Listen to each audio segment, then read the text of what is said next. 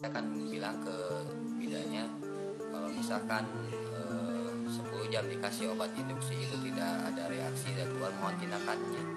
Jangan sampai nunggu pasien kesakitannya. Kasus ibu muda Mamai Maidah yang meninggal bersama bayinya saat persalinan di RSUD Sumedang, Jawa Barat berakhir damai. Suami Mamai, Ardiansyah Afandi, memberi maaf kepada dokter yang menangani istrinya. Dikutip dari Tribun Jabar, dokter yang menangani proses persalinan Mamai datang menemui keluarga almarhumah Rabu 4 Oktober 2023 malam. Pertemuan dilakukan di Balai Desa Buana Mekar, Kecamatan Cibugel, Kabupaten Sumedang, tempat tinggal keluarga Mamai Maidah. Dalam pertemuan yang berlangsung, suami Mamai, Ardiansyah Afandi, mengatakan dokter yang bersangkutan telah mengakui lalai.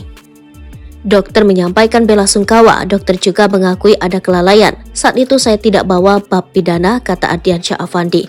Ardiansyah sebelumnya akan membawa kasus meninggalnya istri dan anaknya akibat kelalaian itu ke ranah hukum. Namun sebelumnya dia mendatangi gurunya di pesantren Cikalama, Kecamatan Cibanggung, Sumedang. Oleh gurunya, Ardiansyah diminta sholat istikharah. Dia juga diberi wejangan bahwa jika kasusnya berlanjut, akan ada otopsi. Gurunya menyampaikan bahwa dia tidak rela jenazah Mamai digali guna diotopsi.